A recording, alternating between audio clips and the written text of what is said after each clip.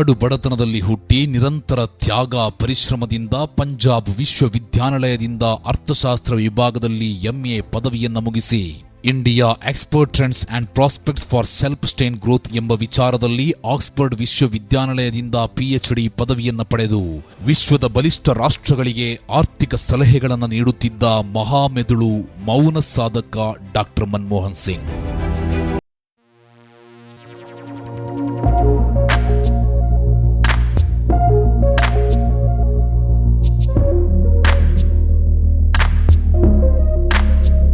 ಅದು 1991ರ ಕಾಲಾವಧಿ. ದೇಶದ ಆರ್ಥಿಕ ಪರಿಸ್ಥಿತಿ ಸಂಪೂರ್ಣವಾಗಿ ನೆಲಕಚ್ಚಿದ್ದ ಕಾಲಘಟ್ಟ. ದೇಶದಲ್ಲಿ ರಫ್ತು ಉದ್ಯಮ ಸಂಪೂರ್ಣವಾಗಿ ಕುಸಿದ ಸಮಯ. ದೇಶದಲ್ಲಿ ನಿರುದ್ಯೋಗ ಸಮಸ್ಯೆ ಬೆಟ್ಟದಂತೆ ಬೆಳೆದು ನಿಂತಿತ್ತು. ಈ ಪರಿಸ್ಥಿತಿಯನ್ನು ಸರಿಪಡಿಸುವ ಶಕ್ತಿ, ಅದಕ್ಕೆ ತಕ್ಕಂತೆ ಆಲೋಚಿಸುವ ಮಹಾ ಪಾಂಡಿತ್ಯ, ಅದಕ್ಕಿರುವ ಅನುಭವ ಮನಮೋಹನ್ ಸಿಂಗ್ ರವರಿಗೆ ಮಾತ್ರ ಇದೆ ಎಂದು ವಿಶ್ವದ ಹಲವು ಪತ್ರಿಕೆಗಳು ಲೇಖನಗಳನ್ನು ಪ್ರಕಟಿಸಿದ್ದವು. ಬಹುತೇಕ ಜನಪ್ರತಿನಿಧಿಗಳ ಅಭಿಪ್ರಾಯವೂ ಇದೇ ಆಗಿತ್ತು. ಈ ಹಿನ್ನೆಲೆಯಲ್ಲಿ ಡಾಕ್ಟರ್ ಮನಮೋಹನ್ ಸಿಂಗ್ ರವರನ್ನ ಮಂತ್ರಿಯಾಗಿ ಪ್ರಮಾಣ ವಚನ ಸ್ವೀಕರಿಸಲು ಬರುವಂತೆ ಆಹ್ವಾನವನ್ನು ನೀಡಲಾಯಿತು. ಇದನ್ನ ಗಂಭೀರವಾಗಿ ಪರಿಗಣಿಸಿದ ಮನಮೋಹನ್ ಸಿಂಗ್ ತಮ್ಮ ಪಾಡಿಗೆ ತಾವು ಸುಮ್ಮನಿದ್ದರು. ಅಂತಿಮವಾಗಿ ಪ್ರಧಾನಿ ಕಾರ್ಯಾಲಯದಿಂದ ಮತ್ತೊಮ್ಮೆ ಕರೆ ಬಂದ ಹಿನ್ನೆಲೆಯಲ್ಲಿ ಡಾಕ್ಟರ್ ಮನಮೋಹನ್ ಸಿಂಗ್ ರವರು ಸಚಿವರಾಗಿ ಪ್ರಮಾಣ ವಚನ ಸ್ವೀಕರಿಸಿದರು. ಆರ್ಥಿಕ ಪರಿಸ್ಥಿತಿಯ ಅಭಿವೃದ್ಧಿಯ ಹಿನ್ನೆಲೆಯಲ್ಲಿ ತಾವು ಕೈಗೊಳ್ಳುವ ಎಲ್ಲಾ ರೀತಿಯ ಕ್ರಮಗಳಿಗೆ ಬೆಂಬಲ ನೀಡಬೇಕೆಂದು ಮನವಿ ಮಾಡಿಕೊಂಡರು. ಇಡೀ ಸಚಿವ ಸಂಪುಟ ಮನಮೋಹನ್ ಸಿಂಗ್ ರವರಲ್ಲಿ ವಿಶ್ವಾಸವಿದ್ದ ಕಾರಣ ತಾವು ತೆಗೆದುಕೊಳ್ಳುವ ನಿರ್ಧಾರವನ್ನ ಪ್ರಶ್ನಿಸುವುದಿಲ್ಲ ಎಂಬ ಭರವಸೆ ನೀಡಿದರು. ಮನಮೋಹನ್ ಸಿಂಗ್ ತಮ್ಮ ಅಪಾರವಾದ ಆರ್ಥಿಕ ಜ್ಞಾನ, ಅನುಭವದ ಹಿನ್ನೆಲೆಯಲ್ಲಿ ಹಲವಾರು ಕ್ರಾಂತಿಕಾರಿ ಕ್ರಮಗಳನ್ನು ಕೈಗೊಂಡರು. ಲೈಸೆನ್ಸ್ ರಾಜ್ ಪದ್ಧತಿ ರದ್ದು, ವಿದೇಶಿ ಬಂಡವಾಳಗಾರರನ್ನ ಆಮಂತ್ರಿಸುವ ಸಲುವಾಗಿ ಹಲವಾರು ಕಾರ್ಯಕ್ರಮಗಳನ್ನ ಪ್ರಕಟಿಸಿದರು. ಬ್ಯಾಂಕುಗಳಲ್ಲಿ ಮತ್ತು ಕಂಪನಿಗಳಲ್ಲಿ ಅನಿವಾಸಿ ಭಾರತೀಯರು ಇಟ್ಟಿದ್ದ ಬಂಡವಾಳವನ್ನ ಹಿಂತೆಗೆದುಕೊಳ್ಳದ ರೀತಿಯಲ್ಲಿ ಅವರಲ್ಲಿ ಭರವಸೆ ಮೂಡಿಸಿದ ಮನಮೋಹನ್ ಸಿಂಗ್ RBI ಗವರ್ನರ್ ಅನ್ನ ಸೇರಿಕೊಂಡು ಹಲವಾರು ರಿಯಾಯಿತಿಗಳನ್ನ ಬಂಡವಾಳಗಾರರಿಗೆ ಘೋಷಿಸಿದರು. ಇದರ ಪರಿಣಾಮ ಕೆಲವೇ ದಿನಗಳಲ್ಲಿ ಭಾರತ ಆರ್ಥಿಕವಾಗಿ ಸರಿಯಾದ ದಾರಿಯತ್ತ ಸಾಗುತ್ತಿದೆ. ಸಮರ್ಥ ವ್ಯಕ್ತಿಯೊಬ್ಬರ ಕೈಯಲ್ಲಿ ಭಾರತದ ಆರ್ಥಿಕತೆ ಇದೆ ಎಂಬ ಅಭಿಪ್ರಾಯ ವಿಶ್ವದ ಅನೇಕರಲ್ಲಿ ಮೂಡಿತು. ಸತತವಾಗಿ 5 ಮುಂಗಡ ಪತ್ರಗಳನ್ನು ಮಂಡಿಸಿದ ಇವರು ಒಟ್ಟಾರೆ ದೇಶದ ಆರ್ಥಿಕ ಪುನಶ್ಚೇತನಕ್ಕೆ ನಾಂದಿ ಪುರುಷರಾದರು. ವಿದೇಶಿ ಬಂಡವಾಳ ಹರಿದು ಬಂದ ಕಾರಣದಿಂದ ದೇಶದಲ್ಲಿ ಲಕ್ಷಾಂತರ ಉದ್ಯೋಗಗಳು ಸೃಷ್ಟಿಯಾಯಿತು. ಮಾಹಿತಿ ತಂತ್ರಜ್ಞಾನ ಮತ್ತು ಸಂಶೋಧನಾ ಕ್ಷೇತ್ರಗಳಲ್ಲಿ ತಮ್ಮ ದೇಶದ ವಿದ್ಯಾವಂತ ಯುವಕರಿಗೆ ನಮ್ಮ ದೇಶವೂ ಸೇರಿದಂತೆ ಹಲವಾರು ದೇಶಗಳಲ್ಲಿ ಉದ್ಯೋಗ ಅವಕಾಶಗಳು ವಿಪುಲವಾಗಿ ದೊರೆತವು. 2004ರಲ್ಲಿ ಅಧಿಕಾರಕ್ಕೆ ಬಂದ UPA ಪ್ರಧಾನಿಯಾದ ಮನಮೋಹನ್ ಸಿಂಗ್. ಹೌದು, 2004ರಲ್ಲಿ ಚುನಾವಣೆ ನಡೆದ ಸಂದರ್ಭದಲ್ಲಿ ಲೋಕಸಭೆಯಲ್ಲಿ NDA ಅಧಿಕಾರವನ್ನು ಕಳೆದುಕೊಂಡಿತು. UPA ಅತಿದೊಡ್ಡ ಪಕ್ಷವಾಗಿ ಹೊರಹೊಮ್ಮಿತು. ಹಲವಾರು ಪಕ್ಷಗಳ ಸಹಕಾರದಿಂದ ಸರ್ಕಾರ ರಚನೆ ಮಾಡಲು ಮುಂದಾದರು. ಅಂದಿನ ಸಂದರ್ಭದಲ್ಲಿ ಎಲ್ಲರೂ ಸಹ ಶ್ರೀಮತಿ ಸೋನಿಯಾ ಗಾಂಧಿಯವರು ಪ್ರಧಾನಿಯಾಗುತ್ತಾರೆ ಎಂದು ನಂಬಿದ್ದರು. ಆದರೆ ಸೋನಿಯಾ ಗಾಂಧಿಯವರು ಡಾಕ್ಟರ್ ಮನಮೋಹನ್ ಸಿಂಗ್ ರವರನ್ನ ಪ್ರಧಾನಮಂತ್ರಿಯನ್ನಾಗಿ ಆಯ್ಕೆ ಮಾಡಲು ಮುಂದಾದರು. ಸೋನಿಯಾ ಗಾಂಧಿಯವರ ಅಭಿಪ್ರಾಯದಂತೆ ಎಲ್ಲರೂ ಸಹ ಡಾಕ್ಟರ್ ಮನಮೋಹನ್ ಸಿಂಗ್ ರವರನ್ನ ಪ್ರಧಾನಮಂತ್ರಿಯನ್ನಾಗಿ ನೇಮಿಸಲು ಒಪ್ಪಿಕೊಂಡರು. 2004ರಲ್ಲಿ ಡಾಕ್ಟರ್ ಮನಮೋಹನ್ ಸಿಂಗ್ ರವರು ಪ್ರಥಮ ಬಾರಿಗೆ ಪ್ರಧಾನಮಂತ್ರಿಯಾಗಿ ಮತ್ತೆ 2009ರಲ್ಲಿ ಹೆಚ್ಚಿನ ಸ್ಥಾನವನ್ನ ಪಡೆದುಕೊಂಡ ಕಾರಣ ಮತ್ತೊಮ್ಮೆ 2ನೇ ಅವಧಿಗೆ ಪ್ರಧಾನಿಯಾದರು. ಒಟ್ಟು 10 ವರ್ಷಗಳ ಕಾಲ ಪ್ರಧಾನಮಂತ್ರಿಯಾಗಿ ದೇಶವನ್ನ ಮುನ್ನಡೆಸಿದ ಡಾಕ್ಟರ್ ಮನಮೋಹನ್ ಸಿಂಗ್ ದೇಶದ ಆರ್ಥಿಕ ಬೆಳವಣಿಗೆಯಲ್ಲಿ ತಮ್ಮದೇ ಆದ ಕೊಡುಗೆಗಳನ್ನ ದೇಶಕ್ಕೆ ನೀಡಿದರು. ಪೆಟ್ರೋಲ್ ಮತ್ತು ಡೀಸೆಲ್ ಬೆಲೆ ನಾಗರಿಕರಿಗೆ ತೊಂದರೆಯಾಗದಂತೆ ದರಗಳನ್ನು ಕಾಪಾಡಿದ್ದ ಮನಮೋಹನ್ ಸಿಂಗ್ ಅಂತಾರಾಷ್ಟ್ರೀಯ ಮಟ್ಟದಲ್ಲಿ ಕಚ್ಚಾ ತೈಲ ಉತ್ಪಾದಿಸುವ ರಾಷ್ಟ್ರಗಳ ನಡುವೆ ಅನೇಕ ಬಿಕ್ಕಟ್ಟುಗಳು ತಲೆದೂರಿ ಪೆಟ್ರೋಲ್ ಡೀಸೆಲ್ ದರಗಳು ತುಂಬಾ ಹೆಚ್ಚಾಗಿದ್ದವು. ಒಂದು ಬ್ಯಾರೆಲ್ಗೆ $140 ತನಕ ಅಂದಿನ ಕೇಂದ್ರ ಸರ್ಕಾರ ಪಾವತಿಸಬೇಕಿತ್ತು.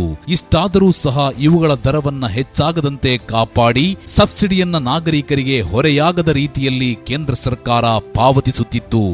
ಆಧಾರ್ ಕಾರ್ಡ್ ಕಡ್ಡಾಯ. ಡಾಕ್ಟರ್ ಮನಮೋಹನ್ ಸಿಂಗ್ ರವರ ಕಾಲದಲ್ಲಿ ಅತ್ಯಂತ ಹೆಚ್ಚು ಸುದ್ದಿ ಮಾಡುವ ಯೋಜನೆ ಎಂದರೆ ಪ್ರತಿಯೊಬ್ಬ ಭಾರತೀಯನಿಗೆ ಗುರುತಿನ ಚೀಟಿಯನ್ನು ನೀಡುವ ಆಧಾರ್ ಕಾರ್ಡ್ ಯೋಜನೆ. ಇದಕ್ಕಾಗಿ ಡಾಕ್ಟರ್ ನಂದನ್ ನೀಲಕಣಿಯವರ ನೇತೃತ್ವದಲ್ಲಿ ಯೋಜನೆಯನ್ನು ರೂಪಿಸಲಾಯಿತು. ಆದರೆ ವಿರೋಧ ಪಕ್ಷಗಳು ಇದರ ಬಗ್ಗೆ ಹಗುರವಾಗಿ ಮಾತನಾಡಿ ಆಧಾರ್ ನಿರಾಧಾರ್ ಎಂದು ಅಪಹಾಸ್ಯ ಮಾಡಿತ್ತು. ಆದರೆ ಆಧಾರ್ ಇಂದು ಎಲ್ಲಾ ಕ್ಷೇತ್ರಗಳಿಗೂ ಕಡ್ಡಾಯವಾಗಿದೆ. ಫಲಾನುಭವಿಯ ಖಾತೆಗೆ ನೇರ ಹಣ ವರ್ಗಾಯಿಸುವ ಕಾರ್ಯಕ್ರಮ ಮಾಡಿದ್ದ ಡಾಕ್ಟರ್ ಮನಮೋಹನ್ ಸಿಂಗ್. ದೇಶದಲ್ಲಿ ಫಲಾನುಭವಿಗಳಿಗೆ ಅವರ ಖಾತೆಗಳಿಗೆ ನೇರವಾಗಿ ಹಣವನ್ನು ತುಂಬುವುದು ಮನಮೋಹನ್ ಸಿಂಗ್ ಅನುಷ್ಠಾನಗೊಳಿಸಿದ ಕಾರ್ಯಕ್ರಮ. ಅವರು ಪ್ರಧಾನಿಯಾಗಿದ್ದ ಸಂದರ್ಭದಲ್ಲಿ ಬಡವರಿಗೆ ಅಡುಗೆ ಅನಿಲದ ಸಬ್ಸಿಡಿಯನ್ನ ಖಾತೆಗೆ ಹಾಕುವ ಯೋಜನೆಯನ್ನ ಜಾರಿಗೆ ತಂದಿದ್ದರು. ಎಸ್ಸಿಝೆಡ್ ವಿಶೇಷ ಆರ್ಥಿಕ ವಲಯ. ದೇಶದಲ್ಲಿ ಬಂಡವಾಳವನ್ನ ಆಕರ್ಷಿಸುವ ಸಲುವಾಗಿ ಡಾಕ್ಟರ್ ಮನಮೋಹನ್ ಸಿಂಗ್ ರವರು ವಿಶೇಷ ಆರ್ಥಿಕ ವಲಯ ಕಾಯ್ದೆಯನ್ನ ಜಾರಿಗೆ ತಂದರು. ಇದರಿಂದಾಗಿ ದೇಶದಲ್ಲಿ ಕೈಗಾರಿಕೆ ಬೆಳವಣಿಗೆಗೆ ಸಾಕಷ್ಟು ಅನುಕೂಲವಾಯಿತು. ವಿಶೇಷ ಆರ್ಥಿಕ ವಲಯಗಳ ಮೂಲಕ ದೇಶದಲ್ಲಿ ಹೆಚ್ಚಿನ ಆರ್ಥಿಕ ಚಟುವಟಿಕೆಗಳಿಗೆ ಅವಕಾಶವನ್ನು ಕಲ್ಪಿಸಿಕೊಟ್ಟರು. ಈ ಮೂಲಕ ವಿದೇಶಿ ಬಂಡವಾಳಗಾರರು ಎಲ್ಲಾ ಕ್ಷೇತ್ರಗಳಲ್ಲಿಯೂ ಬಂಡವಾಳವನ್ನು ಹೂಡಲು ಅನುಕೂಲವಾಯಿತು. ದೇಶದ ಜನರ ಅವಶ್ಯಕತೆಗಳು ಸಹ ಇದರಿಂದ ಪೂರೈಸುವಂತಾಯಿತು. ನಗರ ಮತ್ತು ಪಟ್ಟಣಗಳ ನಡುವಿನ ಅಂತರವನ್ನು ಇದು ಕಡಿಮೆ ಮಾಡುತ್ತಾ ಬಂತು. ಮಾಹಿತಿ ಹಕ್ಕು ಕಾಯ್ದೆಯನ್ನ ಜಾರಿಗೆ ತಂದಿದ್ದ ಡಾಕ್ಟರ್ ಮನಮೋಹನ್ ಸಿಂಗ್ ಇದೊಂದು ಕ್ರಾಂತಿಕಾರಿಯಾದಂತಹ ಹೆಜ್ಜೆಯಾಗಿತ್ತು. ದೇಶದ ಯಾವುದೇ ಒಬ್ಬ ಸಾಮಾನ್ಯ ನಾಗರಿಕ ರಕ್ಷಣಾ ವಲಯ ಸೇರಿದಂತೆ ಕೆಲವು ಗೌಪ್ಯ ಇಲಾಖೆಗಳನ್ನು ಹೊರತುಪಡಿಸಿ ಯಾವುದೇ ಇಲಾಖೆಯ ಯಾವುದೇ ಮಾಹಿತಿಯನ್ನ ಪಡೆದುಕೊಳ್ಳಲು ದೇಶದಲ್ಲಿ ಈ ಮೂಲಕ ಹಕ್ಕನ್ನ ಪಡೆದುಕೊಂಡರು. ಮಾಹಿತಿ ಹಕ್ಕು ಕಾಯ್ದೆ ಜಾರಿಯಾದ ಕಾರಣದಿಂದ ದೇಶದಲ್ಲಿ ಅನೇಕ ಭ್ರಷ್ಟಾಚಾರಗಳು ಬಯಲಾದವು. ರಾಷ್ಟ್ರೀಯ ಉದ್ಯೋಗ ಖಾತ್ರಿ ಯೋಜನೆಯನ್ನ ಜಾರಿಗೊಳಿಸಿದ್ದ ಡಾಕ್ಟರ್ ಮನಮೋಹನ್ ಸಿಂಗ್. ಡಾಕ್ಟರ್ ಮನಮೋಹನ್ ಸಿಂಗ್ ರವರ ನೇತೃತ್ವದಲ್ಲಿ ರಾಷ್ಟ್ರೀಯ ಗ್ರಾಮೀಣ ಉದ್ಯೋಗ ಖಾತ್ರಿ ಯೋಜನೆ ಜಾರಿಯಾಯಿತು. ಈ ಮೂಲಕ ಪ್ರತಿಯೊಬ್ಬ ಗ್ರಾಮೀಣ ಪ್ರದೇಶದಲ್ಲಿರುವ ಜನರಿಗೆ ಕನಿಷ್ಠ ದಿನಗಳ ಉದ್ಯೋಗಗಳನ್ನ ಸರ್ಕಾರ ಕೊಡಲೇಬೇಕು ಹಾಗೂ ಅವರಿಗೆ ಉದ್ಯೋಗಕ್ಕೆ ತಕ್ಕ ಕೂಲಿಯನ್ನ ಕೊಡಬೇಕು ಎಂಬ ಈ ಕಾಯ್ದೆ ವಿಶ್ವದ ಅನೇಕ ರಾಷ್ಟ್ರಗಳಿಂದ ಪ್ರಶಂಸೆಗೆ ಪಾತ್ರವಾಯಿತು. ಕನಿಷ್ಠ 100 ದಿನಗಳ ಉದ್ಯೋಗ 1 ವರ್ಷದಲ್ಲಿ ಎಲ್ಲರಿಗೂ ದೊರೆಯುವಂತಾಯಿತು. ಜವಾಹರ್ಲಾಲ್ ನೆಹರು ರಾಷ್ಟ್ರೀಯ ನಗರಾಭಿವೃದ್ಧಿ ಯೋಜನೆ. ದೇಶದ ಅನೇಕ ನಗರಗಳ ಅಭಿವೃದ್ಧಿಗಾಗಿ ಡಾಕ್ಟರ್ ಮನಮೋಹನ್ ಸಿಂಗ್ ರವರು ಜವಾಹರ್ಲಾಲ್ ನೆಹರು ರಾಷ್ಟ್ರೀಯ ನಗರಾಭಿವೃದ್ಧಿ ಯೋಜನೆಯಡಿಯಲ್ಲಿ ಸುಮಾರು 200 ಲಕ್ಷ ಕೋಟಿ ರೂಪಾಯಿಗಳನ್ನ ಮೀಸಲಿಟ್ಟಿದ್ದರು. ಡಾಕ್ಟರ್ ಮನಮೋಹನ್ ಸಿಂಗ್ ರವರು ಸ್ವತಃ ಶ್ರೇಷ್ಠ ಆರ್ಥಿಕ ತಜ್ಞರು ಮತ್ತು ವಿಶ್ವಮಟ್ಟದ ಜ್ಞಾನಿಗಳು ಆಗಿದ್ದ ಕಾರಣದಿಂದ ವೈಜ್ಞಾನಿಕ ಸಂಶೋಧನಾ ಸಂಸ್ಥೆಗಳು ಮತ್ತು ಬೇರೆ ಬೇರೆ ಸಾಮಾಜಿಕ ಆರ್ಥಿಕ ಸಂಶೋಧನಾ ಸಂಸ್ಥೆಗಳ ಬೆಳವಣಿಗೆಗೆ ಸಾಕಷ್ಟು ಕೊಡುಗೆಯನ್ನು ನೀಡಿದ್ದಾರೆ. ಇವರ ಕಾಲದಲ್ಲಿ ಹಲವಾರು ನೂತನ ಮೆಡಿಕಲ್ ಕಾಲೇಜುಗಳು, ಮಾಹಿತಿ ತಂತ್ರಜ್ಞಾನ ಸಂಶೋಧನಾ ಸಂಸ್ಥೆಗಳು ಸ್ಥಾಪನೆಯಾಯಿತು. ಐಎಎಂ ಮತ್ತು ಐಐಟಿಗಳು ಬೇರೆ ಬೇರೆ ಭಾಗದಲ್ಲಿ ತಮ್ಮ ಶಾಖೆಗಳನ್ನು ಆರಂಭಿಸಿದವು. ಬಾಹ್ಯ ಕ್ಷೇತ್ರಕ್ಕೆ ಬೇಕಾದಂತಹ ಅಗತ್ಯ ನೆರವನ್ನ ನೀಡಿದರು. ಚಂದ್ರಯಾನ 2 ಈ ಯೋಜನೆ ರೂಪುಗೊಂಡದ್ದು ಡಾಕ್ಟರ್ ಮನಮೋಹನ್ ಸಿಂಗ್ ರವರ ಕಾಲದಲ್ಲಿ. ಡಾಕ್ಟರ್ ಮನಮೋಹನ್ ಸಿಂಗ್ ರವರು ವಿಶೇಷವಾಗಿ ದೇಶದಲ್ಲಿ ಆರ್ಥಿಕ ಪ್ರಗತಿಗೆ ಪ್ರಮುಖ ಕಾರಣಕರ್ತರಾದರು. ಇವರ ಕಾಲದಲ್ಲಿ ಜಿಡಿಪಿ ಗಣನೀಯವಾಗಿ ಏರಿಕೆಯಾಗಿತ್ತು ಮತ್ತು ರಫ್ತು ಕ್ಷೇತ್ರ ದೊಡ್ಡ ಪ್ರಮಾಣದಲ್ಲಿ ಬೆಳವಣಿಗೆಯಾಯಿತು. ಇವರ ವಿದೇಶಾಂಗ ನೀತಿಯೂ ಸಹ ಉತ್ತಮವಾಗಿತ್ತು. ಡಾಕ್ಟರ್ ಮನಮೋಹನ್ ಸಿಂಗ್ ರವರು ತಾವು ಪ್ರಧಾನಿಯಾಗಿದ್ದ ಸಂದರ್ಭದಲ್ಲಿ 72,000 ಕೋಟಿ ರೂಪಾಯಿಗಳ ರಾಷ್ಟ್ರೀಕೃತ ಬ್ಯಾಂಕುಗಳ ರೈತರ ಸಾಲವನ್ನ ಮನ್ನಾ ಮಾಡಿದ್ದನ್ನು ರೈತರು ಇಂದಿಗೂ ನೆನಪಿಸಿಕೊಳ್ಳುತ್ತಿದ್ದಾರೆ. ಆಹಾರ ಭದ್ರತಾ ಕಾಯ್ದೆಯನ್ನ ಜಾರಿಗೊಳಿಸಿದ್ದ ಡಾಕ್ಟರ್ ಮನಮೋಹನ್ ಸಿಂಗ್. ದೇಶದ ಪ್ರತಿಯೊಬ್ಬ ನಾಗರಿಕರಿಗೂ ಸಹ ಆಹಾರ ದೊರೆಯಬೇಕು, ಹಸಿವಿನಿಂದ ಯಾರೂ ಸಾಯಬಾರದು ಎನ್ನುವ ಕಾರಣಕ್ಕೆ ಆಹಾರ ಭದ್ರತಾ ಕಾಯ್ದೆಯನ್ನ ಜಾರಿಗೊಳಿಸಲಾಯಿತು. ಇದರ ಪರಿಣಾಮವಾಗಿ ಅಕ್ಕಿ ಮತ್ತು ಇತರ ಆಹಾರ ಪದಾರ್ಥಗಳನ್ನ ಕೇಂದ್ರ ಸರ್ಕಾರವೇ ಸಬ್ಸಿಡಿ ದರದಲ್ಲಿ ಎಲ್ಲಾ ರಾಜ್ಯಗಳಿಗೆ ವಿತರಿಸುವಂತೆ ವ್ಯವಸ್ಥೆ ಮಾಡಲಾಯಿತು. ರಾಷ್ಟ್ರೀಯ ಆರೋಗ್ಯ ಯೋಜನೆ.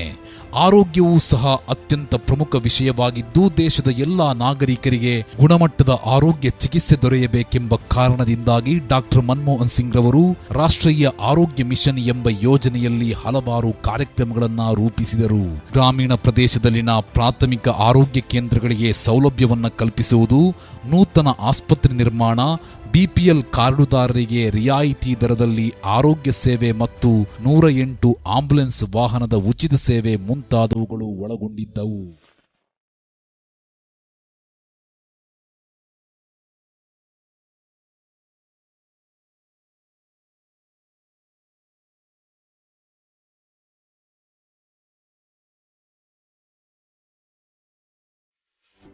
ಸರ್ವ ಶಿಕ್ಷಣ ಅಭಿಯಾನ ಜಾರಿಗೆ ತಂದಿದ್ದ ಡಾಕ್ಟರ್ ಮನಮೋಹನ್ ಸಿಂಗ್. ಸರ್ವ ಶಿಕ್ಷಣ ಅಭಿಯಾನ ಯೋಜನೆ ಅಡಿಯಲ್ಲಿ ಡಾಕ್ಟರ್ ಮನಮೋಹನ್ ಸಿಂಗ್ ರವರ ಸರ್ಕಾರ ಲಕ್ಷಾಂತರ ಕೋಟಿ ರೂಪಾಯಿಗಳನ್ನು ಮೀಸಲಿಟ್ಟು ದೇಶದಾದ್ಯಂತ ಎಲ್ಲಾ ಸರ್ಕಾರಿ ಶಾಲೆಗಳ ಆಧುನೀಕರಣಕ್ಕೆ ಒತ್ತು ನೀಡಲಾಯಿತು. ಜೊತೆಗೆ ಮಧ್ಯಾಹ್ನದ ಬಿಸಿಯೂಟದ ಯೋಜನೆಯನ್ನ ಕಡ್ಡಾಯವಾಗಿ ಎಲ್ಲಾ ರಾಜ್ಯಗಳಲ್ಲೂ ಅನುಷ್ಠಾನಗೊಳಿಸಲಾಯಿತು. ಈ ಯೋಜನೆಯ ಫಲವಾಗಿ ಸಾಕ್ಷರತೆಯ ಪ್ರಮಾಣವು ಹೆಚ್ಚಾಗತೊಡಗಿತು. ಉಚಿತ ಶಿಕ್ಷಣ ಕಾಯ್ದೆ. ಸಂವಿಧಾನದಲ್ಲಿ ಪ್ರತಿಯೊಂದು ಮಗುವಿಗೂ ಸಹ 1 ರಿಂದ 7ನೇ ತರಗತಿಯ ತನಕ ಕಡ್ಡಾಯವಾದ ಉಚಿತ ಶಿಕ್ಷಣ ನೀಡಬೇಕೆಂಬ ಅಂಶವಿದ್ದರೂ ಸಹ ಅದು ಜಾರಿಯಾಗಿರಲಿಲ್ಲ. ಈ ಹಿನ್ನೆಲೆಯಲ್ಲಿ ಉಚಿತ ಶಿಕ್ಷಣ ಕಾಯ್ದೆಯನ್ನು ಜಾರಿಗೊಳಿಸಿ ಪ್ರತಿಯೊಂದು ಮಗುವೂ ಸಹ 7ನೇ ತರಗತಿಯ ತನಕ ಉಚಿತ ಶಿಕ್ಷಣವನ್ನ ಪಡೆಯುವ ಹಕ್ಕನ್ನು ಸ್ಥಾಪಿಸಿಕೊಟ್ಟದ್ದು doctor Manmohan Singh. Indo US ಅಣು ಒಪ್ಪಂದ ಡಾಕ್ಟರ್ ಮನಮೋಹನ್ ಸಿಂಗ್ ರವರ ಕಾಲದಲ್ಲಿ ಅತ್ಯಂತ ಗಟ್ಟಿಯಾದ ಮತ್ತು ಪರಿಣಾಮಕಾರಿಯಾದ ನಿರ್ಧಾರವೆಂದರೆ ಅದು ಅಣು ಒಪ್ಪಂದ. ಈ ಒಪ್ಪಂದಕ್ಕೆ ಸಹಿ ಹಾಕಬಾರದೆಂಬ ಕಾರಣದಿಂದ ದೇಶದಲ್ಲಿ ಅನೇಕ ರೀತಿಯ ರಾಜಕೀಯ ಚಟುವಟಿಕೆಗಳು ನಡೆಯಿತು. ಆದರೆ ಈ ಒಪ್ಪಂದಕ್ಕೆ ಅನುಮತಿ ನೀಡದಿದ್ದರೆ ತಾವು ತಮ್ಮ ಸ್ಥಾನಕ್ಕೆ ರಾಜೀನಾಮೆ ನೀಡುವುದಾಗಿ ಹಠಕ್ಕೆ ಬಿದ್ದ ಡಾಕ್ಟರ್ ಮನಮೋಹನ್ ಸಿಂಗ್ ಅಂತಿಮವಾಗಿ ಇದಕ್ಕೆ ಅನುಮತಿಯನ್ನ ಪಡೆದುಕೊಂಡರು. ದೇಶದ ಸಂಸತ್ತಿನಲ್ಲಿ ಇದು ಕಾನೂನಾಗಿ ಪರಿವರ್ತನೆಯಾಯಿತು. 2008ರಲ್ಲಿ ಪ್ರಪಂಚದ ಎಲ್ಲಾ ರಾಷ್ಟ್ರಗಳು ಆರ್ಥಿಕ ಸಂಕಷ್ಟಕ್ಕೆ ತುತ್ತಾಗಿತ್ತು. ಆದರೆ ಆ ಸಂದರ್ಭದಲ್ಲಿ ಭಾರತದ ಆರ್ಥಿಕತೆ ಸದೃಢವಾಗಿ ನಿಲ್ಲುವಂತೆ ಮಾಡಿದ್ದು ಇದೇ ಮನಮೋಹನ್ ಸಿಂಗ್. ವಿಶ್ವದ ಅನೇಕ ರಾಷ್ಟ್ರಗಳು ಮನಮೋಹನ್ ಸಿಂಗ್ ರವರಿಂದ ಆರ್ಥಿಕ ಸಲಹೆಗಳನ್ನ ಪಡೆಯುತ್ತಿತ್ತು. ಅಮೆರಿಕಾದಂತಹ ಬಲಿಷ್ಠ ರಾಷ್ಟ್ರಗಳಿಗೆ ಡಾಕ್ಟರ್ ಮನಮೋಹನ್ ಸಿಂಗ್ ರವರು ನೀಡಿದ ಅಮೂಲ್ಯವಾದ ಸಲಹೆಗಳು ಮತ್ತು ಆರ್ಥಿಕ ಮಾರ್ಗೋಪಾಯಗಳಿಂದ ಅಮೆರಿಕ ಸಂಕಷ್ಟದಿಂದ ಪಾರಾಗಲು ಸಾಧ್ಯವಾಯಿತು ಎಂದು ಬರಾಕ್ ಒಬಾಮರವರು ಸಂದರ್ಶನವೊಂದರಲ್ಲಿ ಮನಮೋಹನ್ ಸಿಂಗ್ ರವರ ವ್ಯಕ್ತಿತ್ವವನ್ನ ಮುಕ್ತ ಕಂಠದಿಂದ ಪ್ರಶಂಸಿಸಿದ್ದರು. ಅತ್ಯಂತ ಸರಳ ಬದುಕಿನ ವ್ಯಕ್ತಿತ್ವ ಡಾಕ್ಟರ್ ಮನಮೋಹನ್ ಸಿಂಗ್. ಸರಳ ಸಜ್ಜನಿಕೆ, ಸೌಜನ್ಯ, ಸಂಯಮ ಇವುಗಳಿಗೆ ಪ್ರತಿರೂಪ ಇವರ ವ್ಯಕ್ತಿತ್ವವಾಗಿದೆ. ದೇಶದ ಅರ್ಥ ಸಚಿವರಾಗಿ, ಪ್ರಧಾನಮಂತ್ರಿಯಾಗಿ ಉನ್ನತ ಹುದ್ದೆಗಳನ್ನ ಅಲಂಕರಿಸಿದ್ದರೂ ಸರಳ ಜೀವನ ಶೈಲಿಯನ್ನ ಎಂದಿಗೂ ಬಿಟ್ಟುಕೊಡಲಿಲ್ಲ. ಸಾಧಾರಣವಾದ ಜೀವನವನ್ನ ಸಾಗಿಸುತ್ತಾ ಇದ್ದಾರೆ. ಇವರ ಕುಟುಂಬದ ಸದಸ್ಯರು ಸಹ, ವಿಶೇಷವಾಗಿ ಇವರ ಹೆಣ್ಣು ಮಕ್ಕಳು ತಂದೆಯ ಪ್ರಭಾವವನ್ನ ಕಿಂಚಿತ್ತೂ ಬಳಸಿಕೊಂಡಿರುವುದಿಲ್ಲ. ತಮ್ಮ ಸ್ವಂತ ಸಾಮರ್ಥ್ಯದ ಮೇಲೆ ಬದುಕು ನಡೆಸುತ್ತಿದ್ದಾರೆ. ಡಾಕ್ಟರ್ ಮನಮೋಹನ್ ಸಿಂಗ್ ರವರು ಸಹ ಪ್ರಧಾನಮಂತ್ರಿ ಹುದ್ದೆಯ ಯಾವುದೇ ರೀತಿಯ ಪ್ರಭಾವವು ಮಕ್ಕಳ ಮೇಲೆ ಬೀಳದಂತೆ ಬದ್ಧತೆಯ ಬದುಕು ನಡೆಸಿದ್ದಾರೆ. ಪ್ರಧಾನಮಂತ್ರಿಯ ಮನೆಯಲ್ಲಾಗಲಿ ಕಚೇರಿಗಳಲ್ಲಾಗಲಿ ಮಕ್ಕಳು ಮತ್ತು ಅಳಿಯಂದಿರು ಕಾಣಿಸಿಕೊಂಡ ಉದಾಹರಣೆಗಳೇ ಇಲ್ಲ. ಹುದ್ದೆಯನ್ನ ಎಂದೂ ಸಹ ತಮ್ಮ ಸ್ವಾರ್ಥಕ್ಕಾಗಿ ಇವರು ಬಳಸಿಕೊಂಡಿಲ್ಲ. ತಮ್ಮ ಸಂಪಾದನೆಯ ಹಣದಲ್ಲಿಯೇ ಜೀವನವನ್ನು ನಿರ್ವಹಿಸಿದ್ದಾರೆ. ಸಾಧಾರಣವಾದ ಮಾರುತಿ 800 ಕಾರಿನ ಮಾಲಕರಾಗಿದ್ದಾರೆ. ಅಂತಾರಾಷ್ಟ್ರೀಯ ಸಮ್ಮೇಳನಗಳಲ್ಲಿ ವಿಶ್ವದ ಎಲ್ಲಾ ನಾಯಕರು ಡಾಕ್ಟರ್ ಮನಮೋಹನ್ ಸಿಂಗ್ ರವರ ಮಾತುಗಳನ್ನ ಬಹಳ ಆಸಕ್ತಿಯಿಂದ ಕೇಳುತ್ತಿದ್ದರು. ಅವರು ಚಟಕ್ಕೋಸ್ಕರ ಮಾತನಾಡುತ್ತಿರಲಿಲ್ಲ. ಅವರ ಮಾತಿನಲ್ಲಿ ಸಾಕಷ್ಟು ಉತ್ತಮವಾದ ಸಲಹೆಗಳು ತುಂಬಿರುತ್ತಿದ್ದವು. ಒಟ್ಟಿನಲ್ಲಿ ದೇಶದ ಆರ್ಥಿಕ ಪ್ರಗತಿಗೆ ಮನಮೋಹನ್ ಸಿಂಗ್ ರವರ ಪಾತ್ರ ಅತ್ಯದ್ಭುತ ಎಂದರೂ ತಪ್ಪಾಗಲಿಕ್ಕಿಲ್ಲ.